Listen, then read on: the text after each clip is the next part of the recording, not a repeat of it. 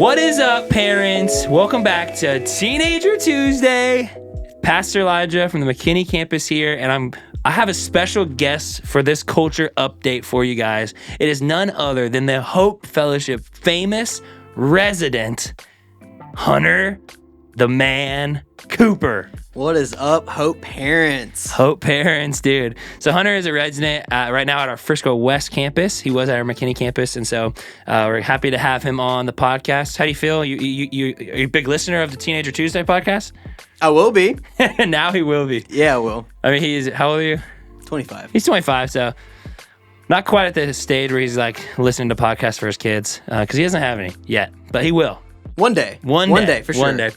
Hey, for this culture update, if you guys listen to these culture updates, it's pretty much, we're just trying to really bring to light some of the things that are going on in teenagers' lives. Maybe not your teenager, but just in general. And so we always like to start with a little, my favorite part, slang of the week, boop, boop, with the song and everything. TM. So, Hunter, how not cap do you feel about the bussin' effect of slang words? You've already lost me, but I'm ready to get into it. Hit me. So I got 5 words that I'm gonna say, and parents, I want you to play along. If you're driving, be careful, but I want you to play along. See how many of these slang words or sayings you guys can get the definition for. So the first one's the easiest, I think. W Riz. I can use it in a sentence too if you want me to. Yeah, go ahead. Hit me with a sentence. Boys got W Riz. All right, so I think I've heard Riz before. All right, what I'm thinking is that Riz means charisma, being a people person, so being able to work. And I know W or a dub means a win. So I mean, if he's got W Riz, that means he's winning people over. He's got charisma. He's got charisma. Yeah, most commonly used in like if someone in terms of like has game with the like if they're like trying to talk to a girl or talk to a guy and they're like chatting them up. You know, it's like he's got W Riz. He's risen her up. So that sounds weird, but that's what it means. Charisma. All right, the next one. Let's just go with, I think this one's a little easier. Ghosting. Ghosting? Yeah. Oh, so that's like when you're speaking to someone or normally kind of a friendship or a relationship, and all of a sudden you turn into a ghost. They don't see you, they don't hear you, you're gone. Yeah. I see this a lot in high schoolers where they're like, man, I was talking to this boy and like he just ghosted me. Like just stopped talking to me, which is a big thing now. So I mean, it's been around for a while, but just a word to stay, in the know of. Yeah. This next I've one, been ghosted once or twice. I've been ghosted too. Yeah. I'm still hurt by it. I'm just kidding. I don't care. I'm married. All right. Cross-platform. This seems like it could be weird. Like, hey. Yeah. I don't know about this one. Cross-platform. So what if I said like NBA 2K is now cross-platform?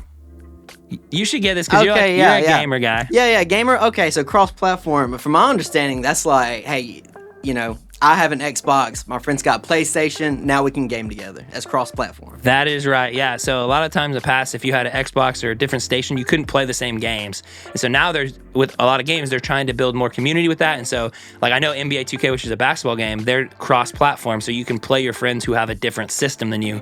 But I can understand if you hear your kids say, oh, cross-platform, you might be like, hold on a second. What does that even mean? So that's what it means. We got 2 more here.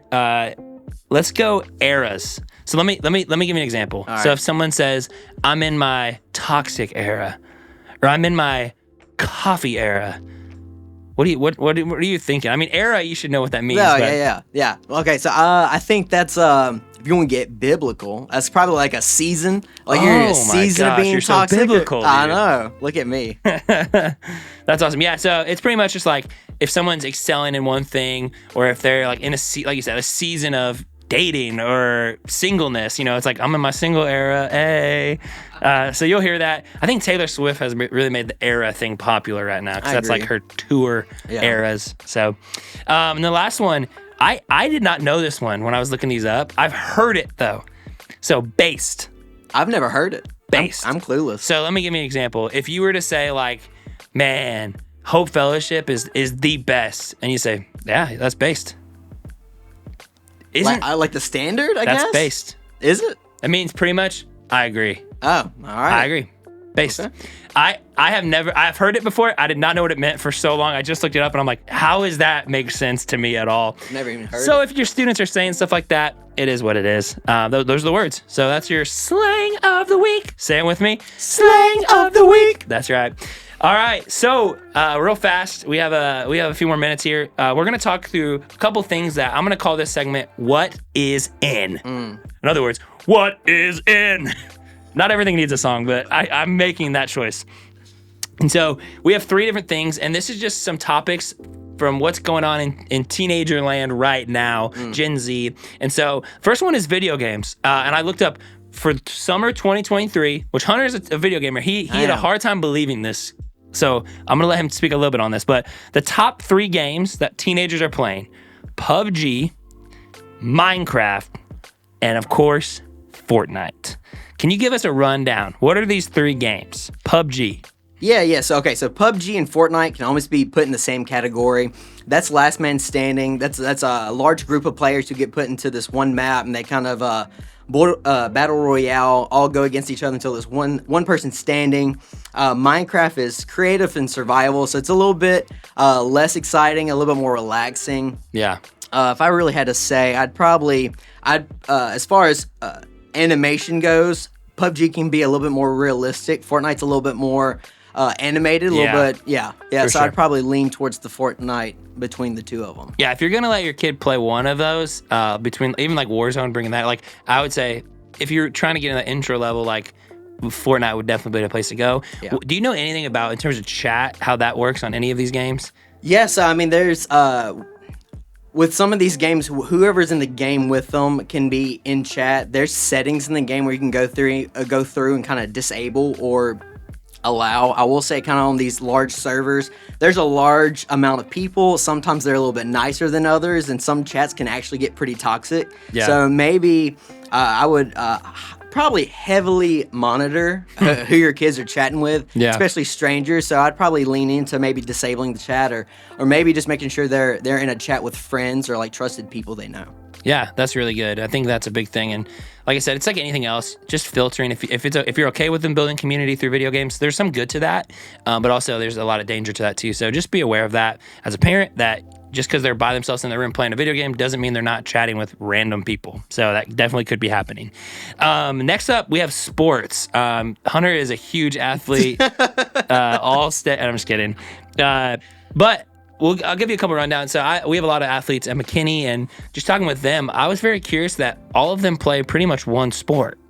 And so when I wanted to look into that, I'm like, is that something that's like a new trend? Obviously, the smaller school you're at, the more sports you're going to play, because they're going to need you to build teams. They need people who are athletic. So you're going to play a lot more sports. But it says this, if you go to uil.com/Texas, which is pretty much like the state, what runs sports in Texas, and any state, it says that 70% of teenagers after middle school only play one sport. Yeah. But before middle school, it's like 30% only play one sport. So, which means this, that a lot of times you're finding what you like, and then in high school, especially in Texas, it's like pick one and stick with it. Yeah. Almost as if like, hey, like this is really the only place, like you're going to only excel in this if you can focus on this one thing. Absolutely. Which I find very interesting. I mean, that's not really like, take it for what you want. And I would say like for middle school, especially, let them explore what they like.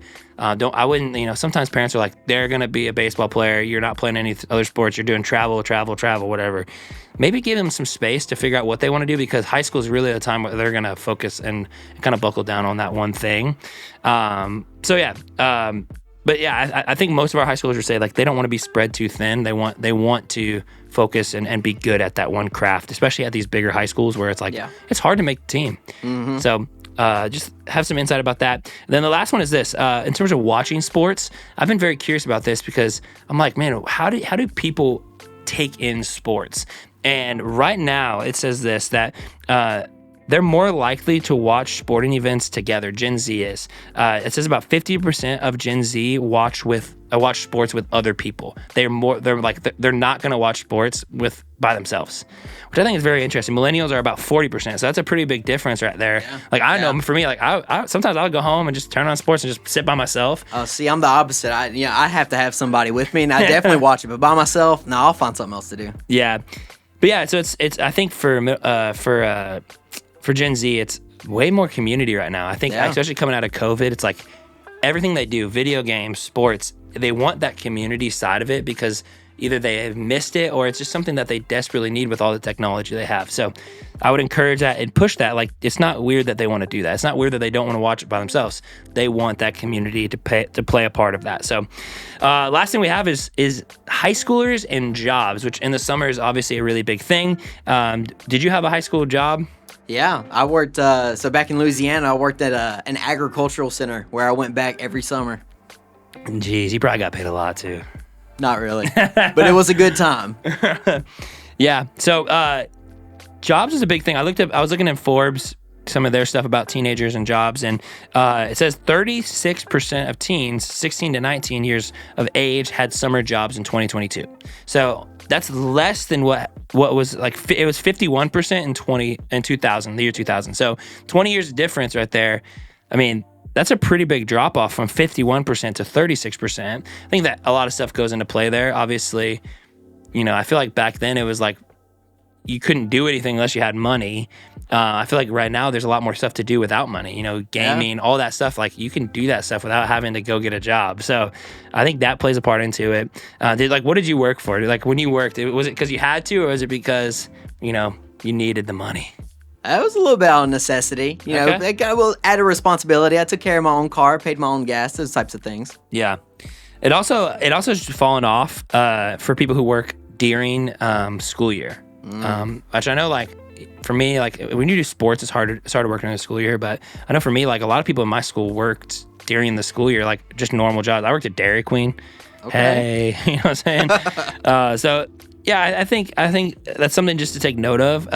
It is falling off a little bit. And so maybe asking your student what their intention is behind summer jobs. I think there is a big push for students to make more money now. Like I think their mindset is more of a money mindset, like investing in crypto and all these different things. I'm like, how do you even know about that? But like a lot of them are changing their mindset on money and kind of the direction that they want to go. So, but yeah, there's an interesting stat that I thought was interesting for me. It says teens who have jobs make almost $100 a month more than 10 years ago. So when I was in high school, they're making $100 more now. That's crazy. Which is inflation mainly, but I think businesses value that teenager work because they can pay less and it's not necessarily permanent, So very interesting.